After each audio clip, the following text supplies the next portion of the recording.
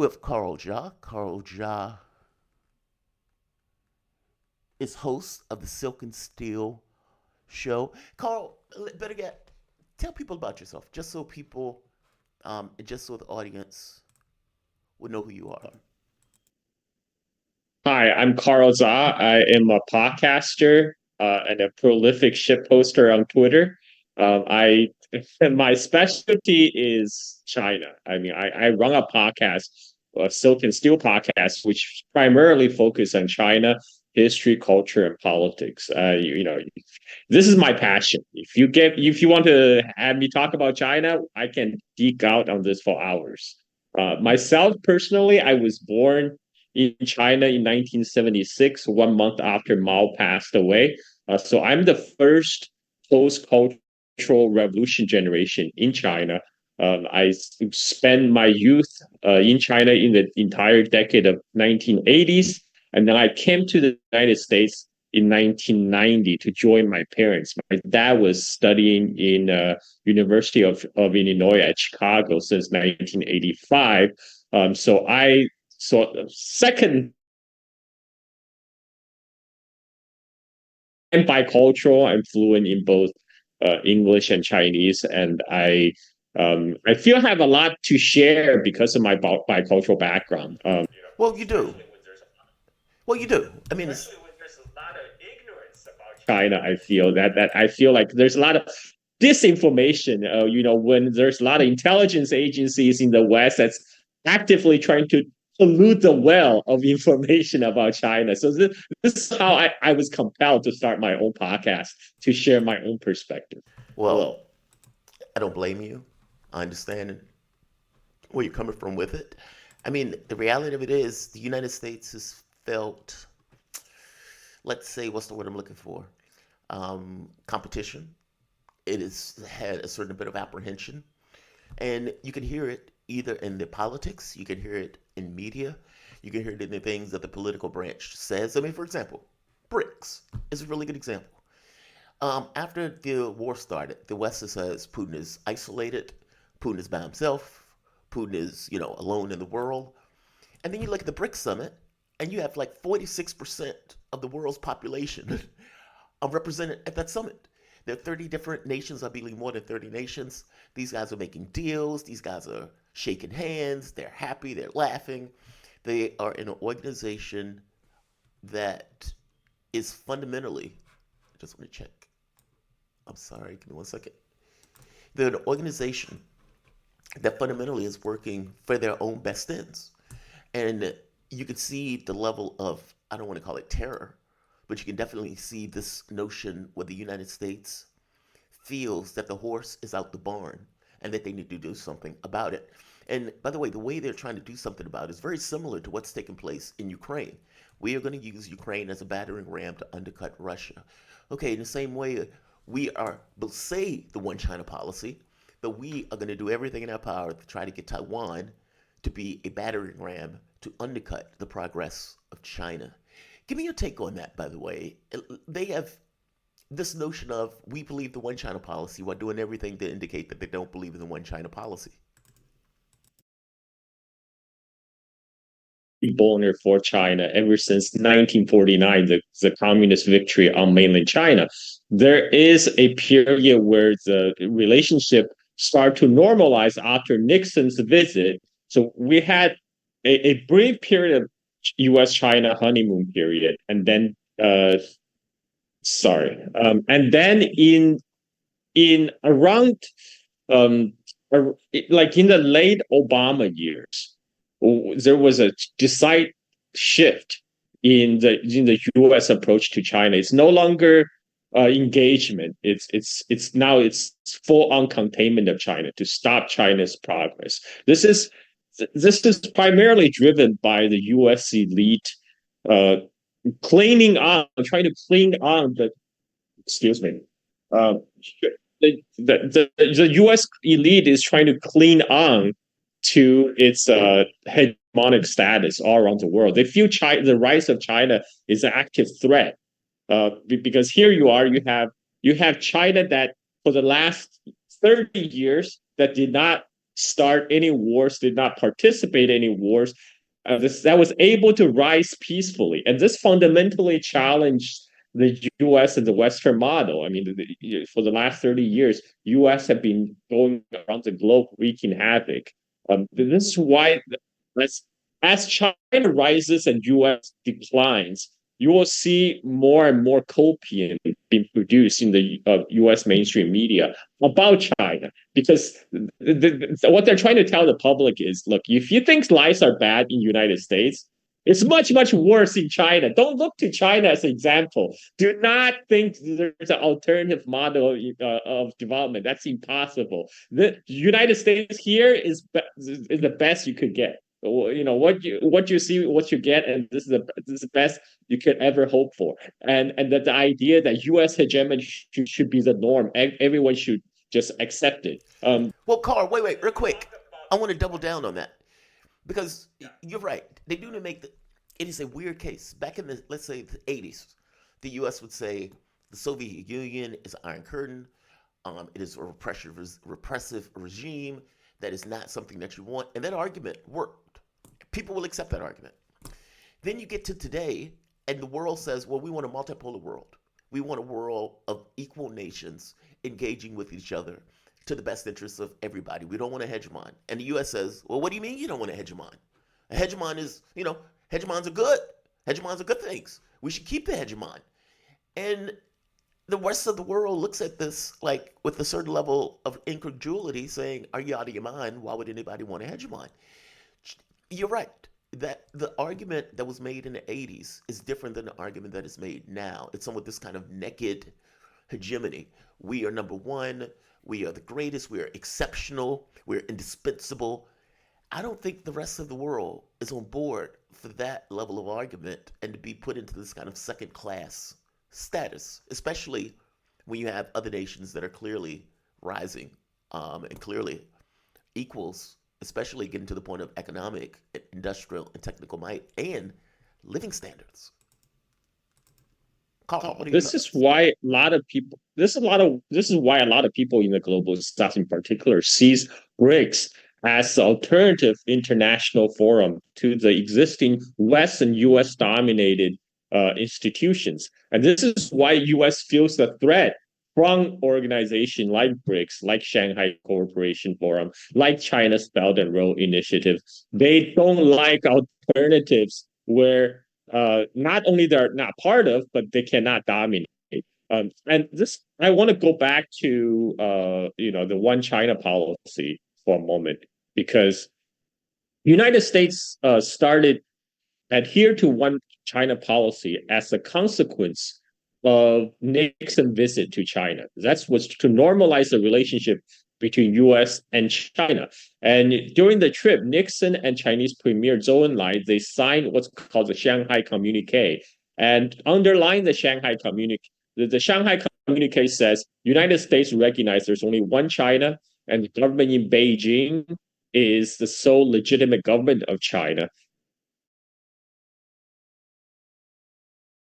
The Taiwan Strait recognizes that there's only one China. And the U.S. recognizes this is an issue for the Chinese people on both sides of the Taiwan Strait to decide among themselves. This is not something that U.S. would interfere. That is the one China policy. The U.S. has decidedly moved away from that stance, which, by the way, is a foundational cornerstone of U.S.-China relationships since 1970s.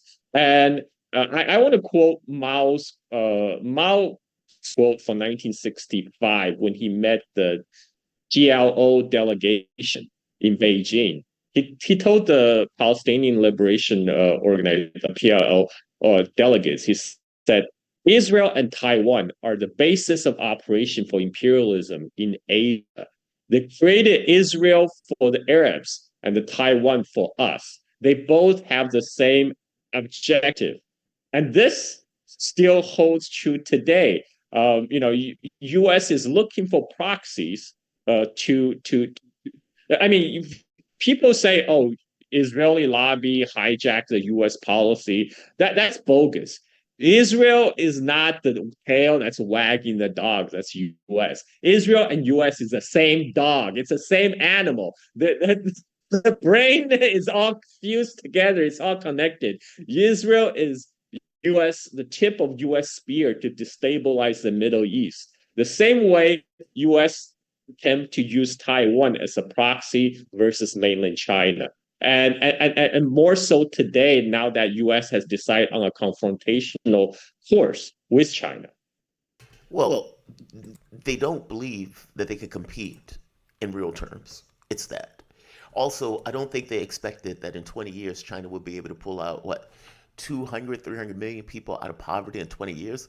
We spent those 20 years bombing, killing, sending weapons to this place and that place, getting $35 trillion in debt. China didn't spend their time doing that. They spent their time building, making associations, whether it's in Africa and other parts of the world. They've become the hub for the world for things like things that people buy. If you go to your store, made in China. They found an economic model that was able to basically pull their people out of desperate levels of poverty. And I think from the United States, what they realize is industrial might translates into military might. I mean, if you think of the Second World War, for example, the United States wasn't a military country. We were an industrial powerhouse. And within a very short period of time, that industrial powerhouse started to arm the world. We had military, like full fledged military on two sides of the globe fighting a war while also arming Britain, the Soviets, etc. That is an astonishing show of industrial might for a country of what, 320 million people. Okay, what does that look like when you have a country of 1.5 billion people? What does that look like? And then when you get technical prowess to go along with that, you get China putting people on the moon, trying to make a moon base. You get China and their relationship with the rest of the world. I mean, BRICS is more like 50% of the globe. In fact, China and India by itself is 50% of the globe. Like, it's hard to get across the scale of this group and the scale of China by itself in regards to what they could accomplish if you put it in the context of, okay, well, what could the U.S. accomplish with their industrial might of 300 million when China has four times that amount? So you can imagine why there's a bit of apprehension in the U.S. and why they're looking for ways to undercut that. And again, as I point out, as you pointed out, proxies. Proxies. We don't want to get into a direct war. However, we are okay with arming other people to get into that war, whether that's Ukraine, whether that's Taiwan, whether that's separatist groups in South America, like the kill squads that we used to pay and support. You're right. That's absolutely true. My question, which I'm fascinated by, China goes with this idea of a win-win relationship. That is the way they talk about it. That is the way they see it. We want to be partners around the globe. We don't want to put in military bases. We want to build roads, highways, etc. And we want to build relationships. All right. How does a country that believes in a win-win relationship deal with the country that is zero sum? Because we don't believe in win-win relationships. We believe we are primary. We are indispensable. Everybody else is dispensable. We are not. So if China believes in a win-win relationship, how does it deal with a country that doesn't believe that and believes purely in zero sum?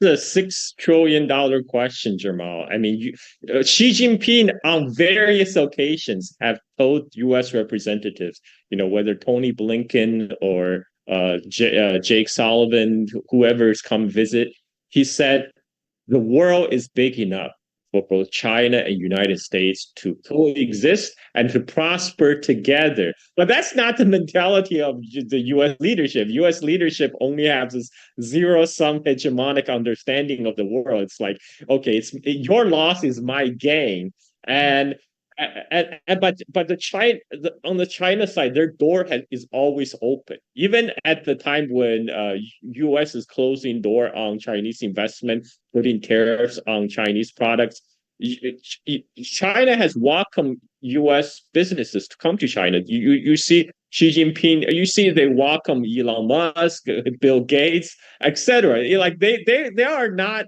opposed to do business with business. China is business. business of United States is war. This is a fundamental incompatibility. But for China's side, their view is, you know what? If you build it, they will come and they will always hold the door open for anyone who's interested to make a deal. This is why the Chinese model is holding a lot more attraction to what the US has to offer right now. And this is why US is panicking about particularly nations of global south coming together to hold their own forum. They talk about isolating Russia. When they talk about international community in the U.S. media press, they're really talking about Western Europe, United States, Australia, New Zealand, South Korea, Japan. All the U.S. Basically, U.S. and all the U.S. vassal states across Europe and Asia, and that's not the majority. Bigger than the BRICS. I mean, and it's much bigger than 50%. I mean, we're talking about global majority of 80% of the population. A lot of people right now they want to join BRICS, but they're being held back by the fear of United States, because US tend to throw a shit fit whenever they see more countries join the BRICS. So there are people, they're kind of they're very like Indonesia, they very much want to be part of the BRICS, but they don't want to offend the United States. So what they do is, they still okay. You know what? Let's just do a stealth BRICS. We'll sign up with the Belt and Road Initiative project with China. We do business with Russia. We will welcome Lavrov with an open arm. I mean, Lavrov is a rock star when he goes to Indonesia. The people, the journalists here, they love him. But this is the side that we don't see much in the Western media. We try to project the enemy of the White House as these outcasts, the rogue states, like everybody pariahs. But that's so far from reality, especially in the global South. You're absolutely right. I mean, again, Lavrov is an amazing diplomat, and he gets when he went to Africa, and all of those people were lining up to shake his hand and everything else, and the U.S. is like, Russia's isolated. No, you're absolutely right. Like you said, that's a $7 trillion question, and I'm fascinated by that question. Like you know, look, part of the reason that we are heavy into war and the way that we're heavy into war is because it allows a certain measure of control. If that place is in chaos, we are primary. If we can bog this country down in a war, if we can make them use their resources for a war, then that is something that we don't necessarily have to deal with. So, our friends, we're going to keep our friends. Our enemies, we're going to demonize. We're going to try to find separatist groups. I mean, in Iran right now, where they're trying to use the MEK. MEK is a terrorist group of lunatics. And the U.S. still acts as if we're going to work with this group. Or even in Syria, where we were working with terrorists to try to undercut the Assad regime. And even now, sitting on oil and wheat in order to keep the government from coming back into fruition. China's model has been diplomatic relations and bringing down hostilities. So when Saudi Arabia and Iran got together, the world was like, whoa, when did that happen? The U.S. had nothing to do with it. And it just came out of the blue. You're getting India and China coming together. And I want to get your take on that. There were border disputes between India and China where the U.S. was trying to use India in order to basically antagonize China and Russia. And now you have the situation where Modi apparently is not buying into it. And Modi and Xi Jinping has apparently shaken hands and come to an agreement on the border issue. What is going on with that issue? And what was the ultimate agreement that they came to in order to settle the border disputes? So India and China, their biggest disagreement is actually the border issue, the border dispute, which started, before the founding of two nations. Actually, the border issue between India and China is a legacy of British colonialism in Southeast Asia. When the British came, when they took over India, made it British India, they start to encroaching on surrounding territories. That's when they start to push into Tibet. And this is at the time when China was weak under the Qing dynasty after Opium War, and there was not much China could do to resist the British aggression. So British would arbitrarily draw a line on the map and say, now this is part of our territory, without consultation to either people on the ground living there or the Chinese. And so China never recognized those borders. And those then that border dispute got inherited when India became independent in 1947 following World War II, and then the establishment of People's Republic of China in 1949. Now there were attempt for border negotiations. One of the deal that Premier Zhou Enlai offered in 1950 was like, okay, we recognize we have historical dispute, we have claims on the territory you control, and you have claims on territory. Why don't we just do a Solomon's justice? Let's not alter the line of actual control. You like we just make the current line of control the international border. So like I give up my claim on the territory you control, and you give up claim on the territory I control. So the existing actual line of control make an international border and no more dispute. But that was rejected by India because at that time, Nehru was facing a lot of pressure domestically from its own opposition, who are actually want India to align more closely with the United States, because Nehru was pursuing a policy closer alignment with the Soviet Union at the time, but the opposition was accusing Nehru of selling out, giving territory to the Chinese, so that border dispute was never resolved, and in fact that led to a brief war in 1962 between China and India over the border issue. Now there was always tension in the border. Now what United States try to do, like they try to inflame these existing tensions, and they try to make loop India onto this anti-China bandwagon. The U.S. try to put together what they call the quad of democracy: Japan, Australia, U.S., and India, to contain China. Now India has its own. I mean, India sees itself as a great power, inheritor of ancient civilization. India is not willing to be a pawn to United States. India has its own foreign policy objectives as a great power. It doesn't want to be a mere proxy of United States. India is not going to fight U.S. war for the U.S. India is going to do what's best for India. So what happened then is during the Ukraine war, India said, look, we're going to stand by our old friends, Russia. We're going to continue to buy Russia, because they're like, okay, U.S. does not recognize partnership. They say call partner allies, but there's no partner or allies. They only recognize the master and the vassal relationship. So when India pushed back, U.S. imposed sanction on Russia.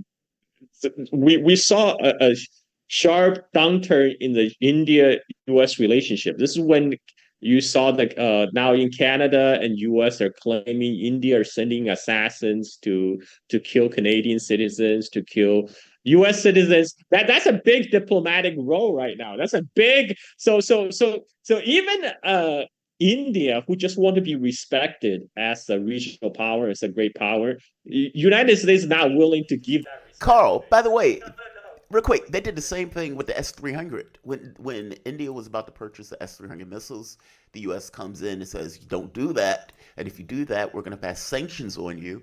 And now all of a sudden, Canada is kicking out somebody from India because they're trying to have assassinations and all this other. You're right. None of this stuff became an issue until the relationship between India, China, and the U.S. got closer. You're absolutely right. Yeah, it's because U.S. don't believe in partnership. It's like my way or the highway. So if India, you're not going to play by our rules on isolating Russia, we're going to try to play screws on you. And this is when India realized, what? I have alternatives. I can make up with we don't have to have a confrontational relationship with China. So India and China sit down together and they work out an agreement to de-escalate the border tension, where both sides will pull back their border patrols, so they won't come in contact with each other, so there won't be any conflict. And this, like this is a type of conflict resolution that's alien to Washington, because Washington always believe escalate, escalate, and escalate, and so we can sell more weapons for our military industrial. but then you have and working out a deal where peace is possible. And this makes U.S. edge. They're not used to this. They don't understand this way, this mode of operation. The only way they understand is we're the top dog. We dictate to you, and you do what we say. It's either my way or the highway. Yes, yeah, I agree with you. But I don't think it entirely started off that way. I mean, again, we were somewhat of an isolationist nation at one point. And I think after the Second World War, where all of these institutions were set up, we're going to set up the UN, we're going to set up all of these trade bodies. That stuff was set up with the idea that we will remain top dog based on the institutions that are in place. So we can say, well, hey, we have these institutions, we have a rules-based order, etc., and we're just following the rules. Mind you, they set up the rules. Okay, fast forward to a situation where China gets more adept, gets more diplomatically adept, get more industrially adept, and starts to dominate this notion of trade and this notion of industry and the international relations and everything else that's going on. And the US says, well, wait a minute, that's not right. You can make a car for $5,000. Well, we can't make a car for $5,000. We can't compete with that. Or you're making all of these relationships around the globe. You're making all of these solar panels. Yeah, climate change is a big deal, but we can't make a solar panel for that inexpensive. We can't put out that level of volume or that volume of steel. And so they started to get antsy with the way the world is set up. And when they felt like, okay, we are having difficulty competing under the model to which we set up, then we need to change the model. Hence, rules base. Our rules can change at any particular moment, and we will go after China as an opposition or as opposing force. You get the TPP from Obama. We're going to do the Asian pivot. We're going to make associations with all of these nations in Asia in order to kind of cram out China. Like, I think the issue is we are having difficulty competing on an economic status. And in an economic sense, because we're having difficulty competing, Taiwan is now an issue. The Philippines is now going to be an issue. Bangladesh is now going to be an issue, especially when we can necessarily get India. And it seems that they are gearing up for war. And it's like the premise of it is pretty outrageous. If we can't be the hegemon, then we are willing to destroy the world. I think that is outrageous. And let me ask you this: part of I think the U.S.'s apprehension is that they believe that China wants to be the new hegemon. Now, if you listen to somebody like John Mearsheimer, he would say, well, obviously, they're going to be the new hegemon if we're not. Is that the way China thinks, though, from your point of view? Is that the way China thinks, that we are going to be the new hegemon? So I have a lot of respect for John Mearsheimer. He's a scholar. He understands the U.S. imperialism very well, and he analyzed it in great detail. The thing is, John Mearsheimer understands U.S., but he doesn't really understand China. So he assumes Well, U.S. is a norm. real quick, So Carl, everyone, real quick. go ahead. I mean, I always tell people when I do videos and stuff, I'm an American. My point of view is based on here and how we respond, how we outlook. And so when certain things come up, I would be like, well, obviously this is the case because I'm looking through my lens. And I think we're assuming that that lens is universal. That, obviously if a country is taking the lead, they're going to be a hegemon. Obviously, if they're in the prime position, they're going to take actions of countries that are in that prime position. But you're saying China is not that way. You're saying they're looking at this differently. Well, I mean, look at the U.S. its own history and tradition. I mean, U.S. started as It's WASP, right? The white Anglo-Saxon Protestant, and Protestantism is very much like a foundation for the early American state. And in the early days, America was sending missionaries going around the world trying to convert everyone to Christianity.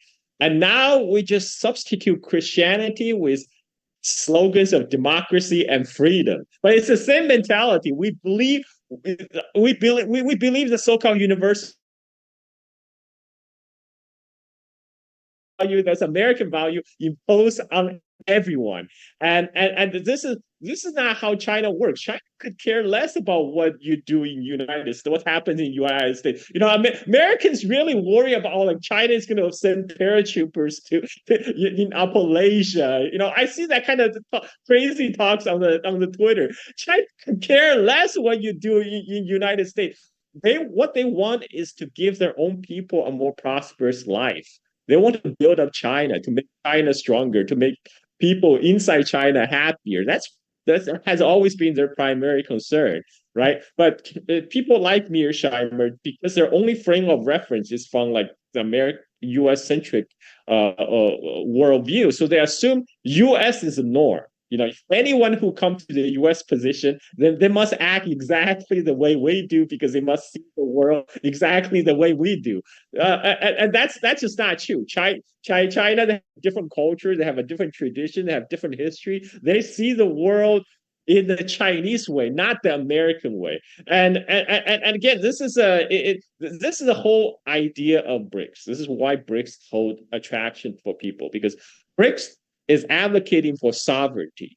And the sovereignty means each state, each nation, they get to decide on their own what model of development they adopt, how they want to develop their own society without like a hegemon somewhere else telling them what to do. They're joining BRICS for exact reason. They're getting sick and tired of the U.S. led, world order. Like U.S., by the way, it's like you said, it's undermining the institutions that it has helped to build since World War II. U.S. Helped build up UN, and now U.S. Obviously does not respect UN at all, and because they find the UN increasingly inconvenient when there's more now the global South are gaining voice, and so U.S. is actively sabotaging the institution itself helped to create, because it's prosper under the international framework that U.S. has itself helped to create. So now U.S. only talk about rule-based international order. Like Putin says, whose rules? Who are making those rules? And of course, it's the people in Washington. They're dreaming everything from their head, and if anything that don't conform to their priority, then it's not rule-based international order. This is why this kind of hypocrisy is becoming increasingly apparent to the people of the global South, and this is why they're seeking alternatives. They are turning to Russia, turning to China, because what they have, what they had, IMF, World Bank, wasn't working for them. In fact, those are the real debt traps that have been trapping Africa in poverty for the last few decades. So true. So true. And, especially with the Gaza issue, I'm going to let you go because we're coming to the hour. But especially with the Gaza issue, right? I mean, you get a situation where Russia goes into Ukraine. Mind you, the U.S. invaded Iraq. The U.S. knocked over governments in South America left and right. We destroyed Afghanistan. We destroyed Syria. Russia goes in because NATO expands to their border. They overthrow the government of Ukraine. They call it a revolution of dignity. And as it expands to the Russian border, they tried to put Ukraine in NATO. Russia responds. Now, when the Cuban Missile Crisis happened, we were willing to end the world in order to prevent additional missiles from the Soviet Union from getting into Cuba because it was basically on our border. They immediately would say, well, Russia doesn't have security guarantees. Russia doesn't get to say so, etc. John Kirby comes out crying on TV because of civilians. Israel goes on a killing spree a murder spree in Gaza, in Lebanon, Syria, and even attacked Iran. And the U.S. doesn't say squat. In fact, they go and defend Israel's behavior for doing so. They kill, what, 20,000 kids in Gaza alone. That's a low count. That number goes 100,000, from 40 to 100,000 civilians, two-thirds of which are women and children. John Kirby was not on TV crying. In fact, John Kirby came out and said, well, war is war. It's a bad thing, etc., etc. When the UN passes a resolution saying we call for a ceasefire right now, and this is after the U.S. kept blocking resolutions, the U.S. comes out and says, well, that is, it was something like provisional, meaning the UN Security Council's resolution doesn't really have to be followed. Okay, well, that's pretty astonishing for a UN Security resolution to just be somewhat provisional, to just be an option to follow. That is not the way that necessarily works. I'm saying this to say, you're absolutely right. They destroyed the institutions that they helped create in order to maintain the world in the way that they wanted the world to be. And again, my point initially was, well, they set up those institutions because they knew they were going to be ahead of those institutions. Like I'm setting up a framework for us to operate in that's going to be fair and honest, knowing full well that you have every advantage in the context of that framework and that you're going to get political, diplomatic, and economic advantage. And when that no longer remains true, well, we need to have a different framework. Oh, I know, rules-based order. Yeah. Carl, thank you for this, man. I know it was at the last minute. I deeply appreciate this. Look, I would love if you would come to visit me like once a week to have this conversation. Because you're right. There is this kind of weird press against countries that we feel that we're in competition in. And it is exuded in the political space. It is exuded through media. It's ever present. It's astonishing. I mean, even the China virus thing, in the way that that was talked about, in the way they used it to try to denigrate China. The rest of the world is not seeing it. And look, I don't have any enemies abroad. On things meaning I want to be friends with these countries. I don't think this way of war and everything else needs to stop. So, Carl, man, thank you for this. Carl Ja, I'm going to give your reading once I close it because I need to be able to see the calendar. But thank you for joining me, man. I really appreciate it. Thank you, Jamal. Invite me back anytime. I'd love to talk. All right, so I'm going to close this. We have the one and only Carl Ja. I'm going to give his bio in a short moment as soon as I can pull that bio up. Thank you, Carl. I appreciate you joining me, man. All right, we have come to the end of the hour. Let me see. I'm sorry. I need to pull the calendar up if I can do that. And give me 1 second, guys. Come on, come on, come on, come on.